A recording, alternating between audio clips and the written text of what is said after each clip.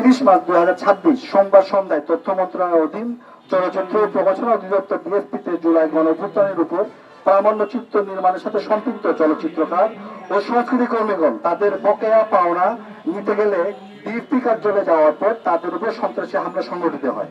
DSP চিত্রগ্রাহক বর্তমানে তিনি সাময়িকভাবে বহিষ্কার।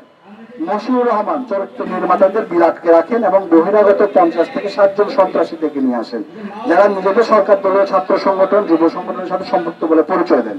সন্ত্রাসীরা চলচ্চিত্রকারদের ডিএসপির মহাপরিচালকের কক্ষে আটকে রেখে বেধড়ক মারধর করেন। চলচ্চিত্রকারদের মধ্যে কয়েকজন গুরুতর আহত হয়ে হাসপাতালে ভর্তি হন।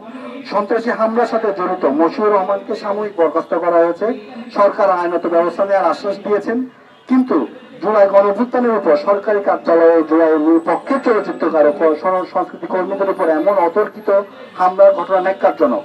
আমরা এই ঘটনার তীব্র নিন্দা এবং নিম্নোক্ত দাবিগুলো পেশ করছি। 1. সিসিটিভি ফুটেজের সহায়তায় সন্ত্রাসীদের শনাক্ত করে দ্রুত গ্রেফতার করতে হবে। আপনারা যদি জানতে চান কারা কারা ছিল, আমরা কয়েকজনকে চিহ্নিত করতে পেরেছি, তাদের নামও আমরা আপনাকে বলবো। 2. অভিযুক্ত ডিএসপি কর্মকর্তা মশিউর রহমান সহ ডিএসপি যে সকল কর্মকর্তা কর্মচারী এই ঘটনার সাথে সম্পৃক্ত তাদের স্থায়ীভাবে চাকরিচ্যুত করতে হবে। 3. আক্রান্ত চলচ্চিত্রকার ও সংস্কৃতি কর্মীদের যথাযথ চিকিৎসা এবং ক্ষতিপূরণের ব্যবস্থা করতে হবে। কারণ আমাদের ওখানে একজনের এই যে আব্দুর রহমানের ব্যাগ চিন্তা করে নিয়ে গেছে ওরা, ওখানে আমাদের হার্ড ড্রাইভ ছিল, ওখানে আমাদের অন্যান্য যন্ত্রপাতি ছিল, সেগুলো তারা নিয়ে গেছে। 4. চলচ্চিত্রকার সহ সকল ধরনের সংস্কৃতি কর্মীদের নিরাপদ কাজের পরিবেশের নিশ্চয়তা দিতে হবে।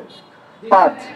সরকারি অর্থায়নে নির্মিত চলচ্চিত্র নির্মাণ সংক্রান্ত আর্থিক অনিয়মের ঘটনা বন্ধে দ্রুত ব্যবস্থা গ্রহণ করতে হবে। 6.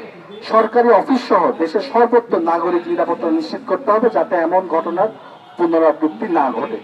খবরের কাগজ, নিখাত, নির্ভীক, নিরপেক্ষ।